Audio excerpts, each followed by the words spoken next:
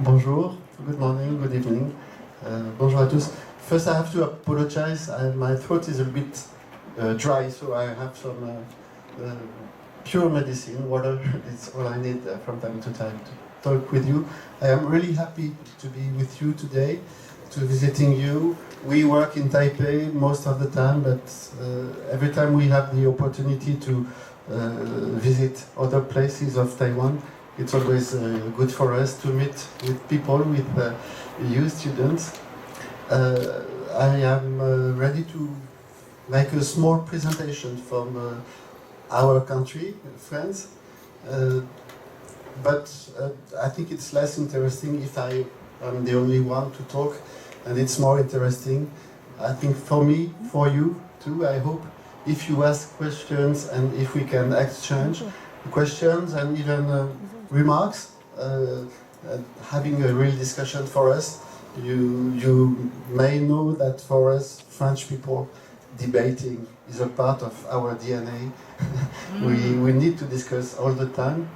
People think that we are fond of gastronomy, fond of cuisine, fond of food, fond of wine, but the truth is that we are fond of discussing, debating, and it's better discussion around the table with the food and the drinks.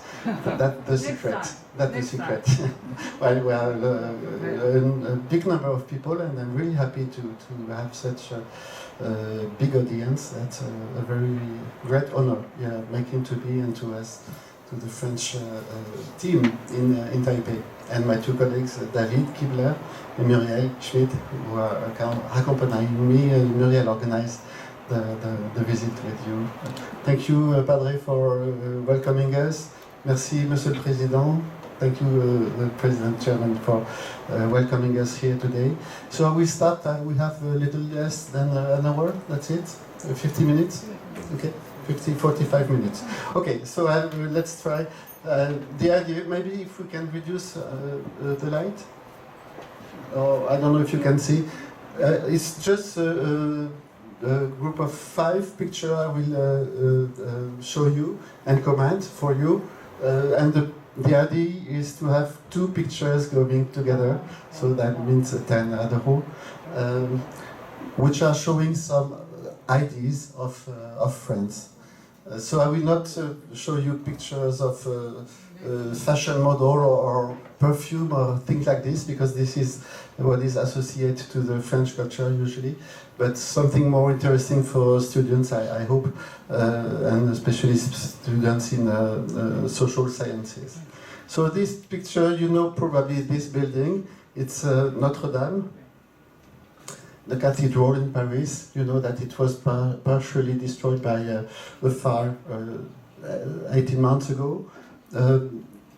It was very sad. I was in Paris at that time. It was very sad to see the roof of the church burning.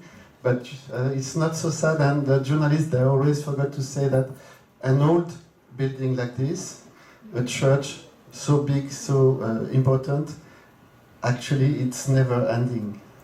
The building and the rebuilding is a never-ending story.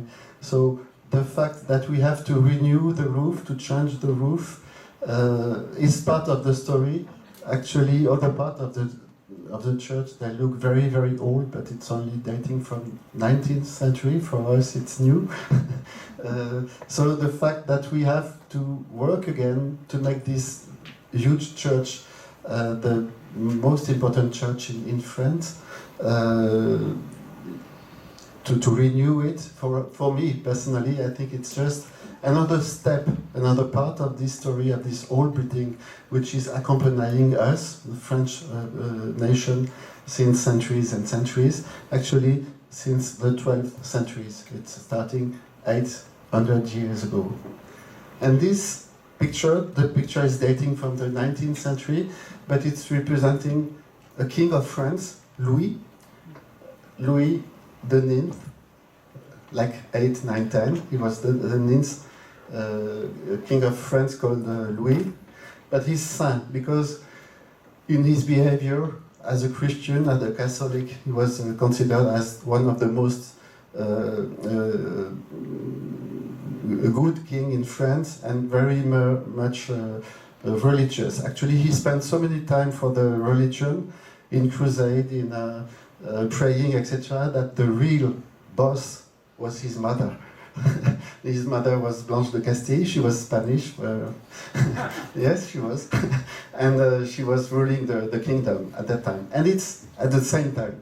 And the building of the cathedral, the church, is dating from mainly the same period that this very powerful and very important king in the story of France, 12th, 13th century. And what is important in those two pictures is that it shows two ideas very important in our history, in our culture.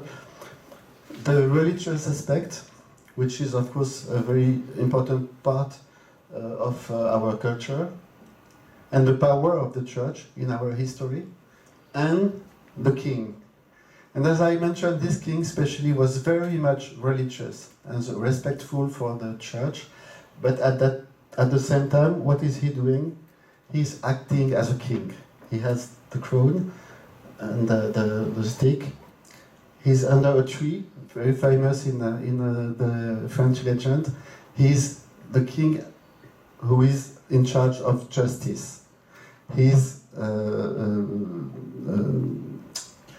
in charge of making the law respected.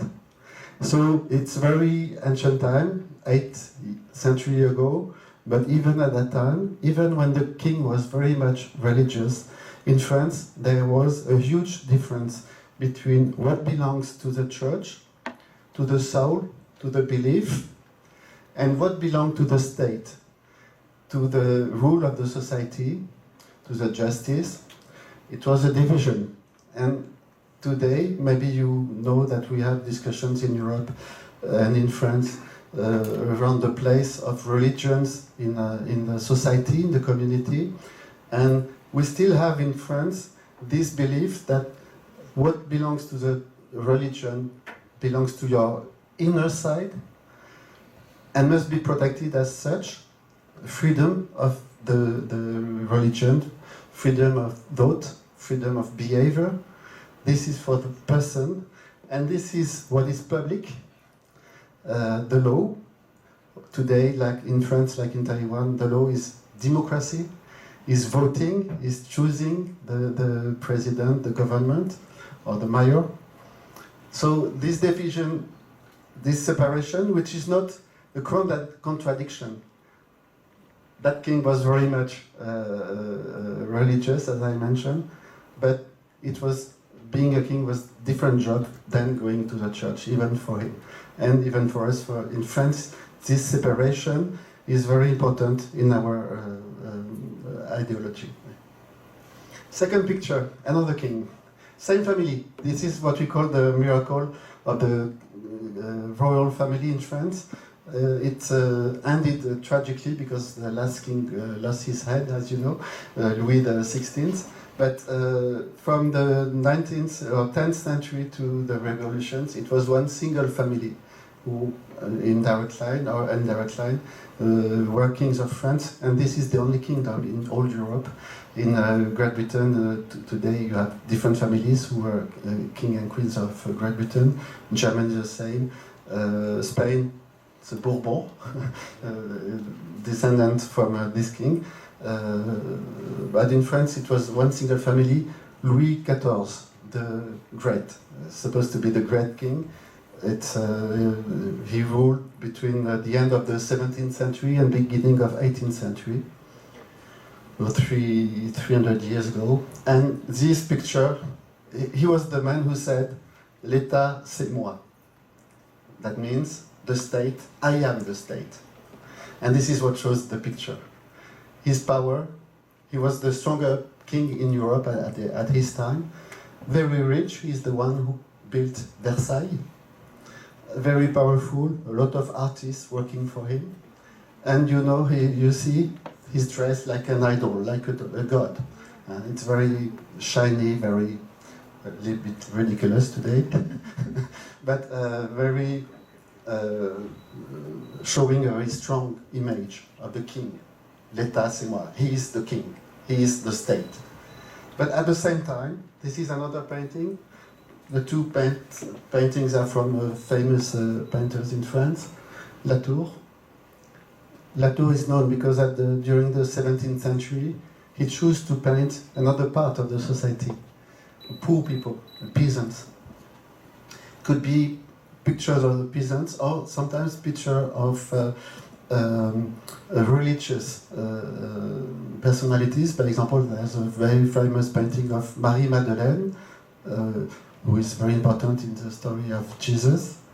But she's pictured as a poor peasant of that time, the same way, with a very beautiful painting, of course, but you can see that those people are very poor and very hungry and are eating very poor bread. And so it's the same time, the same period.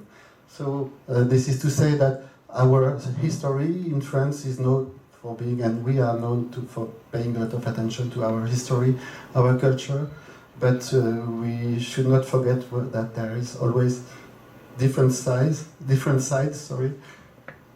what is beautiful, what is shining a lot, but the other part which is sometimes much more complicated and much more difficult. The third picture, là on va plus loin. Voilà. The third slide. Two pictures, so we have 100 years later, 150 years later, 19th century, so 200 years ago. This picture shows very famous, a painting dating from 1830s. It's a picture of the one of the several revolutions we had at that time. We had one revolution every 15, 20 years. It was kind of trend. We tried very different type of solutions for political regime. But this painting from the Lacroix is very famous because at the same time you have people who are real people fighting, people of Paris. Maybe you know Les Misérables, the myth, Victor Hugo. This is this revolution. This is those people, almost the same. But in the middle you have a figure which doesn't exist, of course. This is the figure of the nation, showing the way of the revolution, showing the way of freedom for the French people. So, of course, it's very much heroic, very much passionate, but people are dying at the same time. It's very violent, of course. So the idea of this slide is to show that at the same time of history, this is the French law, the picture of the French law, le Code Civil. Very beginning of the 19th century, under the rule of Napoleon. Napoleon was a general, he won battles everywhere, and then he ended with losing, and losing his empire.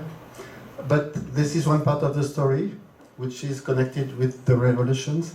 The other part of the story, which we don't pay attention enough, is that he was a lawyer. He made the structure of the modern France in very short time, in 15 years only.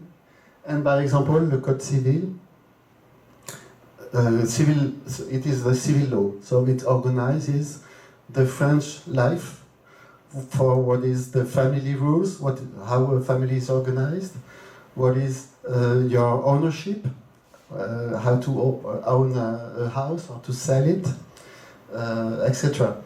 And all those laws very complicated, very diverse. They were all in the same book, which is the Code, coming from the Roman Empire, and Civil Code. And this book was so much important and so much efficient to rule the society and to make the justice work, that it has been inspiring a lot of countries, different countries, including China, including Taiwan. The Code Civil, it was not Napoleon himself who wrote it, of course he had lawyers working for him, but he chose them and he ordered them to write this Code Civil. So this is to say that at the same time in our country, when we had revolutions, the revolutions, and even today when we have in France people who are in the street, unhappy, debating, etc. In the same time, this is a way for us to create new laws, to create the progress, to create the opening and the future. The fourth picture is to show another aspect of our culture. I mentioned art, I mentioned culture, I mentioned literature, but actually in France, the scientists, engineers, researchers are as much important than the artists for us. So I took two examples. One is Ferdinand de Lesseps, his photo, his face.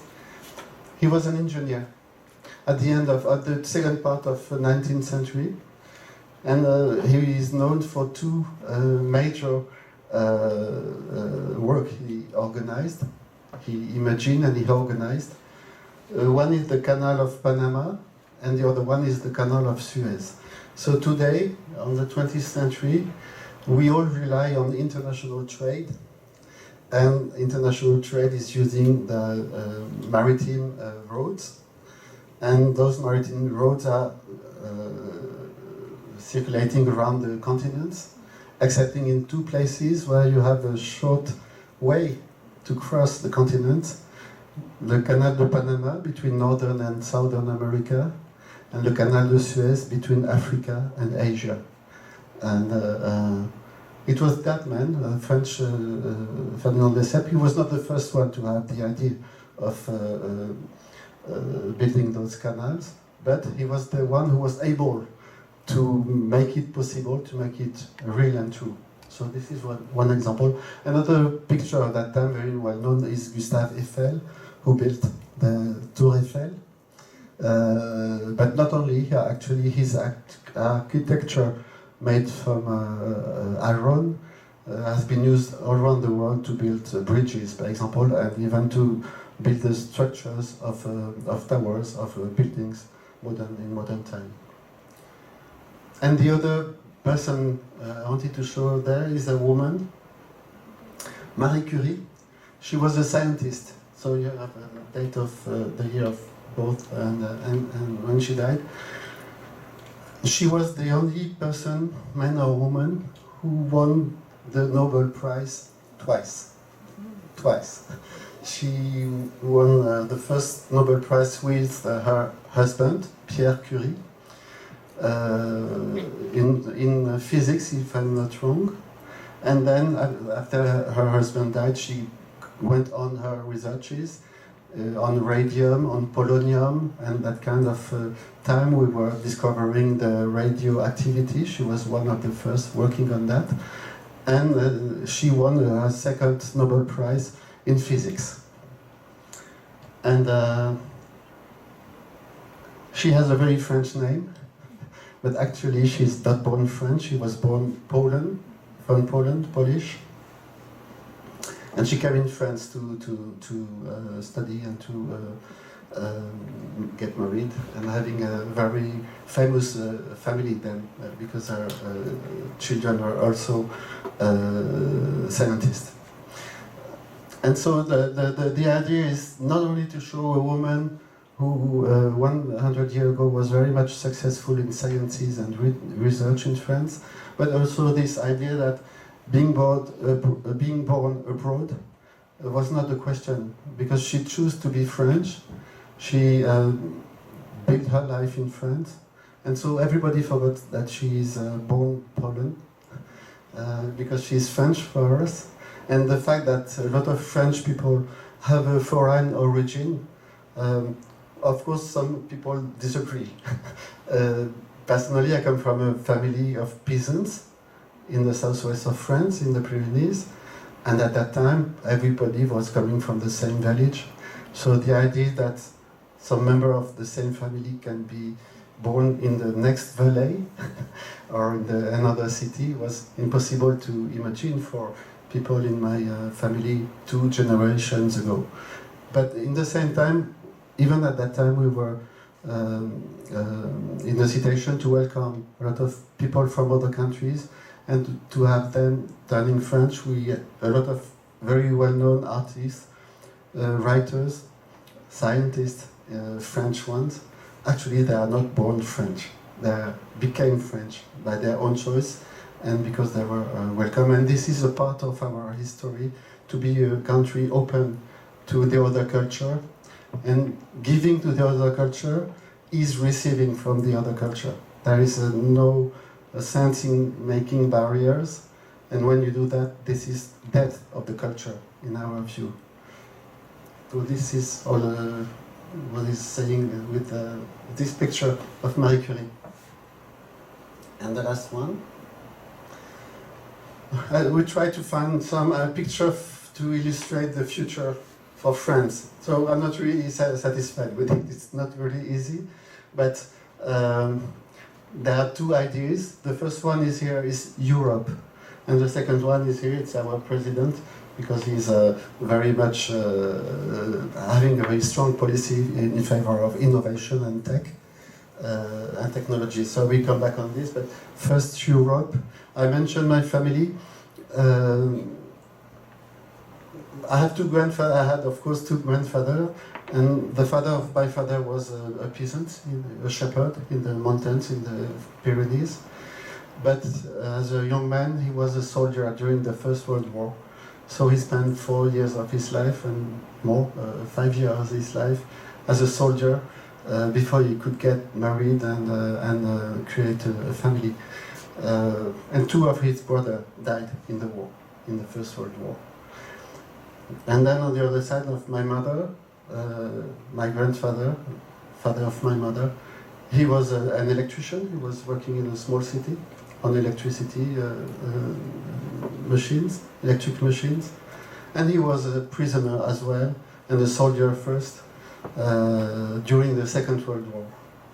I'm telling that to explain that at the middle of the 20th century, 70, 80 years ago, in Europe, all the families, all the people were in the same situation, where a lot of people died, a lot of people were, a lot of families were destroyed, a lot of cities were bombed, and the family and the people were exhausted by all these successions of war, starting usually between France and Germany. And there was a common feeling that we could not go further in that direction, that we will, European, we will disappear as a continent if we have another war. And so there was that need from the population and from the politicians to build another kind of solutions. And after a few years, started the building of the European Union. And this is our past, because it started 70 years ago, but this is our future too, as well. The European Union is known for its complexity, because we have different countries, different nations, different culture, and the same will of finding, building solutions together. And to find solutions together, we have to agree on the same rules, on the same laws. And this is complicated. I am a lawyer, so I know that writing a law, it's writing a regulation, it is complicating between two persons. So when it's between 27 countries, it's very much complicated. So the European Union is complicated. But this is the best way we found to stop the wars. And we do not have any wars anymore since 80 years, which has never happened before. So we still believe that this is a good solution, even if it's not perfect, even if the European Union deserves criticism. In the same way, personally, I am very proud for what we did. And I remember my grandparents, that's why. One of the reasons. And of course, because also I think it's the right way for the future. And the other side of the future, we wanted to show you and to insist on, because it can be a future that we will share between France and Taiwan, is the innovation and tech. Because as I mentioned, France is maybe gastronomy, culture, perfume, and things like this. but our future, this is very good for everyday's life, as you know.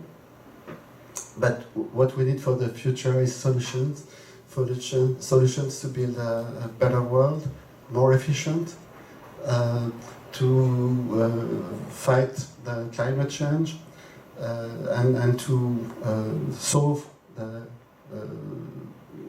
challenges that humanity is facing today. And so we need to have more ideas, new ideas using the new technologies, and in the same time we need the way to make them work for everyone as much as possible. So the world is changing very, very fast. We were discussing this morning in the train how much our job as diplomats has been changing because of the technology.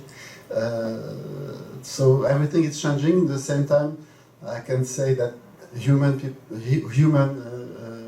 beings are the same, and we have to find the right equilibrium between the progress and our humanity. And this is what we try to do. President Macron has a very strong stance on this necessity to face the future, to use the sciences, to use the technology, and in the same times never renounce in our values, our common values between Europe on one side, Taiwan on the other side. We do believe in democracy, we do believe in human rights. It makes us strong, and it makes us efficient, and it makes us happy. That's what I wanted to insist on for finishing this first part. So I've been already talking too much, and I will be very much happy to listen from you and to listen to your observation, maybe your criticism, because it's open, and maybe your questions, of course.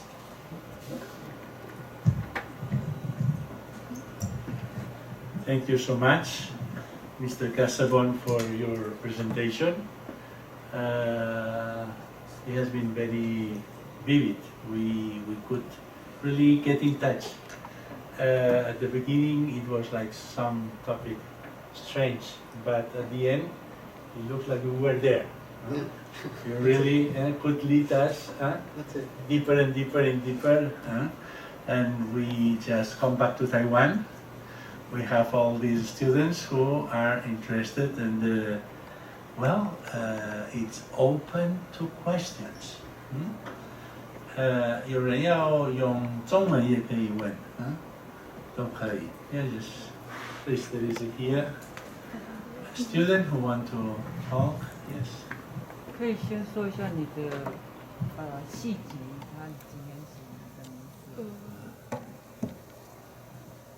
Bonjour, I'm from international business, and I have some questions that I want to ask you. Is after UK quits European Union, what's the effect of trade between UK and the French? Very good question, and I'm very much surprised that nobody is mentioning a lot this question of Brexit, for example, which is happening right now. So maybe you could precise your question, the relation between France and UK, and more precisely? If they quit European Union, and maybe you have to transport. I mean, it's not so easy like before. Yeah. That's true. That's true. Yeah. Do you think that's really affect French trade? Yeah. Okay. Yes, it will.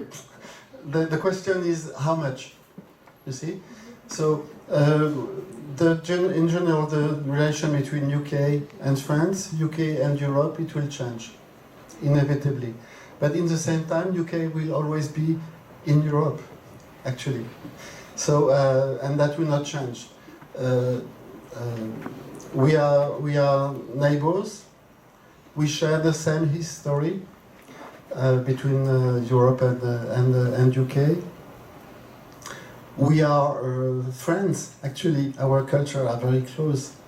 You may pay attention to what is different between France and the UK. and it does exist, of course, but you may also pay attention to what is common to the French and to the British people. And there are a lot of things in common and a lot of things we admire in the British culture, and a lot of things that the British and the admire in France too, as well. And this will not change, actually. And we are allied too. This is important. You know, we belong to the same alliance called NATO, North Atlantic Treaty Organization. So this organization, created after the Second World War, is built on the idea that we are all reliable for the same responsibility in terms of defense between the United States and Canada on one side and European countries on the other side, and united by our treaty and our common values. So we are still friends, neighbors, allied. So we have a very strong future together between the EU and the UK. But it will change, of course, because the UK has been decided to get out of the EU, out of the European laws. I'm not sure that they have been measuring exactly what it means, because they wanted to get out of what they dislike from Europe, and they did not realize how much they were receiving from Europe, as we all do. So I think the most complicated days which are coming with the Brexit are for the United Kingdom.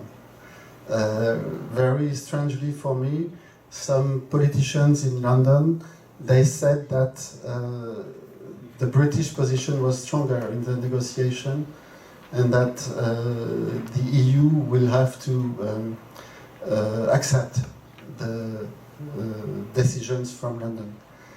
We accept them to leave, but they will not make the law in the EU. They are not in the EU anymore, and so they decide for them, and we decide for us. And we are much bigger and much stronger. So in terms of trade, it will be complicated for us, especially for the region which are facing the United Kingdom, Brittany, Normandy, and the north of France, in terms of trade, in terms of fisheries, mainly. And there will be a few weeks and months which will be complicated for sure. But it will be complicated in some region in Belgium, in Netherlands, and Germany. Are the 4 countries which will pay the most, the heaviest price for the Brexit in the EU.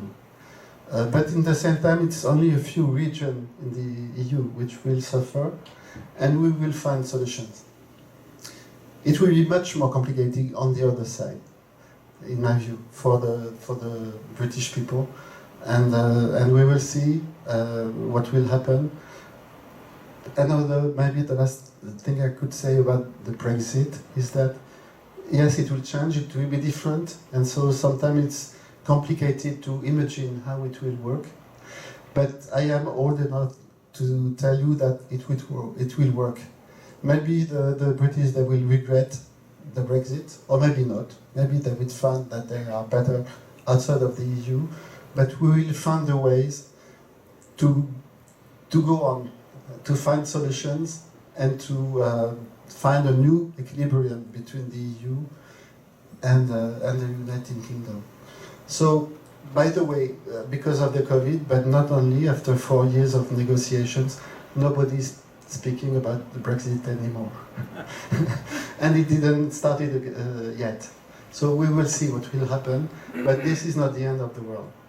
Not for the EU, not for the United Kingdom. Maybe my conclusion will be that for me, the Brexit starts for real on the 1st of January next year, 2021, and I hope that counting from the 2nd of January 2021, we will consider the United Kingdom as the next member of the EU, because I think they will be back. And I hope so. Merci. Thank you so much for your answer. And we still have a few times for your questions.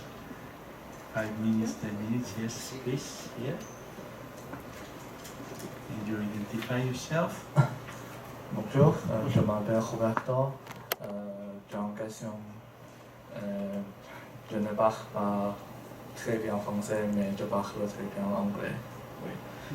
Vous parlez bien français. Ah oui. Oui, pas mal. So I want to ask about the education between Taiwan and France. How do you want to more stimulate the education between France and Taiwan? Merci. Merci beaucoup Roberto pour cette question. Vous parlez pas mal français. This is very important for us. Diplomats are building bridges between the countries, between the nations, between the persons. So this is what is constant in our job. Now we use internet, etc. 50 years ago it didn't exist, but the job is the same, building bridges between our nations and between the peoples. And it starts, of course, with the students. So this is our priority. We start from a pretty good situation because David and Muriel knows better than I do, but when we compare, for example, the situation with Japan and Southern Korea, the proportion of Taiwanese students who come to study in Europe and especially France is bigger. So I would say that Taiwanese students are more brave to make this choice, which is not easy, to go to the other side of the world and to have this difficult challenge. But in my experience, it's always a winning choice. What is working easily for us, or quite easily, is first what is connected with gastronomy, cooking, fashion, and that kind of thing. We are identified as a country who is very much efficient in those fields with the best schools. So we have students coming in France for studying that. We are very much efficient, and it is less known in a business school as well. And not only with Taiwanese and Asian people, but students coming from all around the world. We have been developing, it was a French specialty at the beginning for France. For French people, and then we developed that and teaching in English. And since we have, I think, very good success, and we are identified in business schools, including in Taiwan, for that. So our priority today is to have more students here in the slide before for innovation, for tech. We need to have more students in engineers, in sciences, boys, young men, but girls, young women too, because it's a kind of activity where, for some reason, in the past, it are considered more for men, but it's wrong. Marie Curie was a very successful woman in sciences, and she was a woman, of course. So we would like to have more Taiwanese students in research and sciences and innovation, because I mentioned this aspect of the French culture. Even when you are a student in sciences in France, your curriculum makes that you have education in cultural fields, in history, in arts, etc. And so when you go back to your laboratory or your factory, your mind is more open-minded and you have more creativity. When you have an engineer like Ferdinand de Lesseps who imagines to build a canal between Europe, dividing Africa and Asia, or between the two sides of America, he's an engineer, but he's a man who was always also studying history. And so we have this creativity, which is making our scientists stronger. But on the other side, we lack efficiency between the laboratory and the factory, we don't know exactly the way between the two sides. And the Taiwanese are very, very, very, very much efficient in that. I have several examples in mind of French creators, startups, and I met some of them yesterday evening with La French Tech, which was having an evening yesterday in Taipei. Young startups, French ones, who come here because they have the idea, that they have the creativity, and they are looking for engineers and hard tech to transform their idea into tools, into products ready for the market.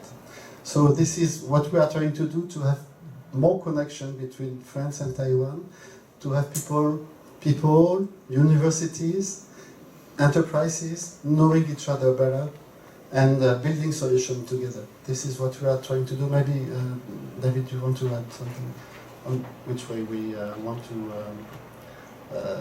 develop the cooperation between the universities? So for those of you who have an interest in studying in France, there are several ways to do so. So we've put our contact information here, and you can certainly contact us. For those of you who will want to go to France, there are later some grants that are available from our office, and this is something we've been developed with universities all throughout Taiwan. And as the director mentioned, before COVID-19, there were as many Taiwanese students going to France as Japanese students, so there were roughly increase of 10% per year of students from Taiwan going to study. And we've also seen that, going back to what was discussed about some ideas people have about France, 44% of the Taiwanese students going to France will study in business schools. Some of them will study in the arts, in a language, but we are having very good numbers about students who want to pursue careers in business. The next step for us will be engineering studies. This is something we've been developed. And in the future, when you are thinking about going to France and you want to get some information about this, we have two resources. The first one is our team in charge of student mobility called Campus France. We'll be happy to put you in touch with them. And the second one is every fall we held a big forum in Taipei for studying abroad. So it's the best way for those of you who are interested in studying in France to connect with us, so you can be given advices about this. Thank you. So we insist a lot on research on sciences, but the truth is that we have very strong cooperation in the cultural fields too, and I wanted just to mention that. We but it's easy for us because the contacts are direct between our universities, the museum, the cultural institutions, between France and Taiwan, and people are working together very easily. So it's very satisfying for us. Maybe we'll just have a few minutes more, or 1 minute more, for just two slides, maybe the one before, just to show and to end on this idea that we are a country which still wants to be open to the world. I mentioned Europe, which is of course a strong priority for us. This is a picture of French territories all around the world, because this is very particular for France. We still have, of course it's connected with the history of colonies, but it is also the choice of the population in each of those territories who decided, who voted, and who are still voting today. By example, the last vote was in New Caledonia here last month to stay or to leave France, and there are French by choice all around the world, in Asia, in French Indies here, and a small island very close from Canada, in the Atlantic, in the Indian Ocean, of course in Guyana here. This is one point I wanted to mention, and so you have French territories all around the world. And the last one is the connection with the global world, is the French-speaking countries and French-speaking people all around the world. So the numbers are the proportion of people in each of those countries who are sharing the same language with us. We call it la francophonie. And this is very specific. You don't have this with people who share Spanish language or German language or even British language. The community is built on the language, and we call it sharing the same language, which is very important because it is not the French who would say how to speak French. You have some of the most beautiful French language writers today, and a lot of them are women, by the way, are born in Africa or in Northern Africa. Or other part of the world. And this is part of our future too. So I wanted to mention that. Thank you very much, Mr. Casabon. It has been very, very enlightening and very, I think this is a starting point. And maybe in the future, if there is more students interested and so, maybe we can have another opportunity to go on deep on exchange, university exchange and cultural exchange and so on. Today has been a window open, a window to the future. Thank you very much.